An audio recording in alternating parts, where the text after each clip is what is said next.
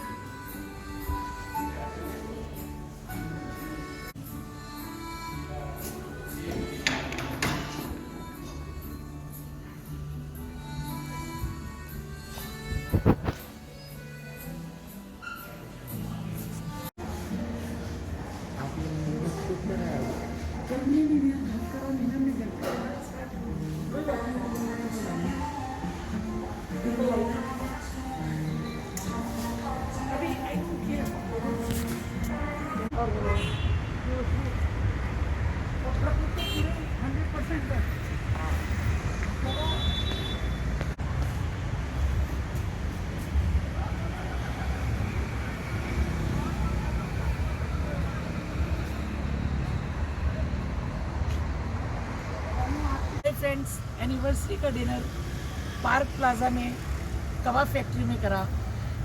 तो मैं शूट नहीं कर पाई, लेकिन मैंने आपको पार्क प्लाजा का थोड़े दर्शन ज़रूर करा दिए। बहुत ही अमेजिंग इवनिंग थी।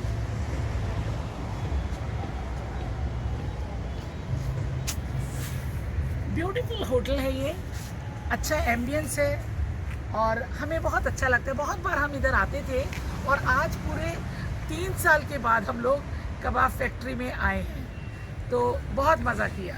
अब मैं नेक्स्ट उस पर जाकर फिर मैं आपसे मिलती हूँ। Good morning everyone.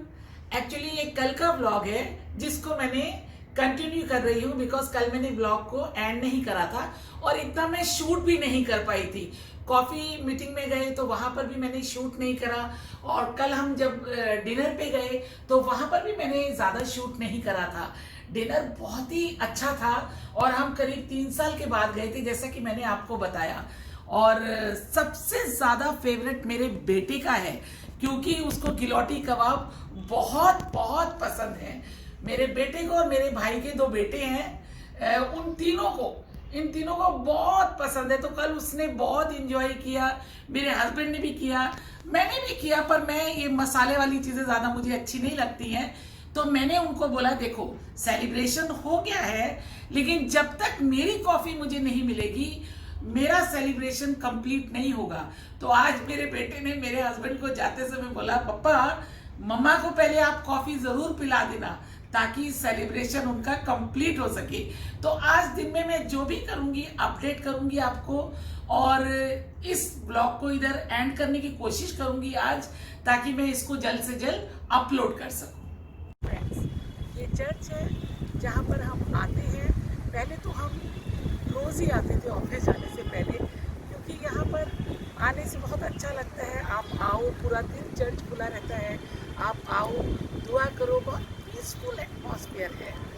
और मैं यहाँ पर, क्योंकि कल मेरी हमारी एनिवर्सरी थी, हम बहुत प्रेयर करने आए हैं यहाँ पर। क्यों बोलने आए हैं गॉड का, जिसने हमें अभी तक संभाल के रखा और आगे भी संभाल के रखेगा। मेरी एक फ्रेंड जो बहुत बीमार है, जिसको ऑपरेशन हुआ है, मैंने उससे प्रॉमिस करा है आज मैं उसके लिए भी बहुत खास दुआ करने आई हूँ और मुझे विश्वास है कि ऊपर वाला उसको बहुत जल्द ठीक करेगा। गॉड ब्लेस हर ऑल्सो। आप देख सकते हैं कितने अच्छे फूल लगा रखे हैं, कितनी अच्छी ग्रीनरी है, बहुत अच्छा लगता है यहाँ पर आकर। कोरोना ने तो एकदम सब कुछ बदल दिया। आज में पूरे 1 महीने के बाद हम लोग यहाँ पर आए हैं। यही दुआ करते हैं कि बस जल्द से जल्द सब कुछ नॉर्मल हो, ताकि हम सब अपनी नॉर्मल ज़िंदगी बिता सकें। Beautiful beautiful.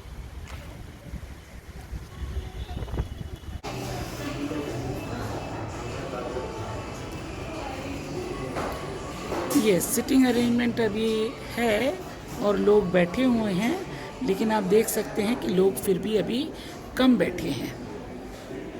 और मैं स्टारबक्स आ चुकी हूँ। सब सैंडविच भी मिल गया मुझे यहाँ पर, वेरी टेस्टी, मज़ा आ गया। मेरी बेटी है, उसको भी सेम कॉफ़ी पसंद है। जब वो इंडिया में थी तो हम दोनों बहुत पीते थे ये कॉफ़ी। अभी तो लास्ट कॉफ़ी मैंने 25 जनवरी को पी थी।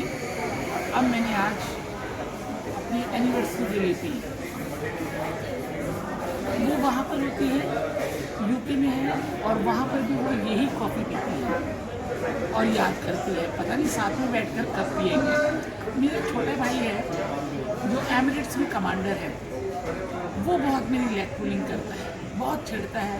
वो कहता है अच्छी नहीं है, ये नहीं है, वो नहीं है, पर मुझे तो बहुत ही अच्छी लगती है। हाँ, अभी मैं लौट कर आई हूँ और कॉफ़ी पीकर अपना जो मेरा अधूरा एक सेलिब्रेशन था उसको पूरा करके अब वापस आकर मैंने यहाँ पर सादी दाल बनाई है मूंग और मसूर की, और बॉइल्ड राइस बनाए हैं, और मिक्स वेजिटेबल बनाई है।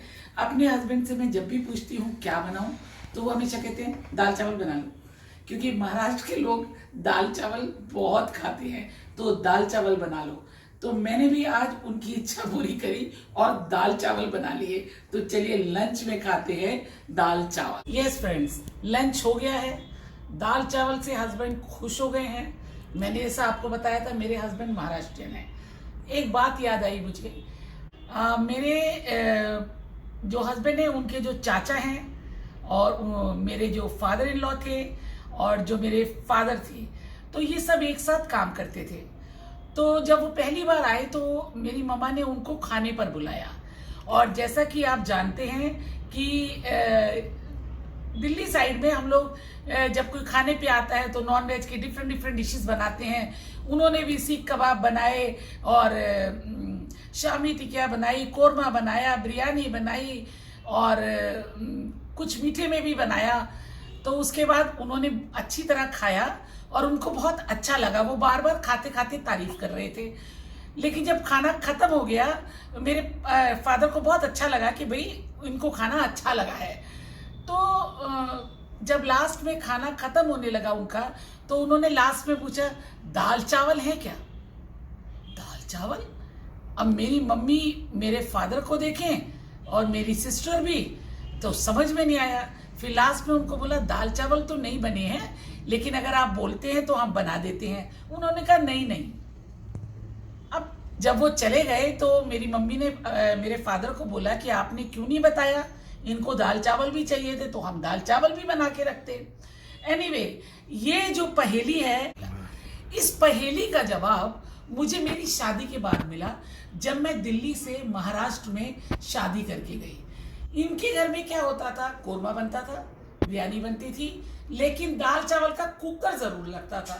तो मैंने मम्मा से पूछा, मम्मा इतना अच्छा खाना बना है, फिर दाल चावल क्यों? बोले दाल चावल तो जरूर बनते हैं। तो तब मुझे समझ में आया कि दाल चावल की ये कहानी है।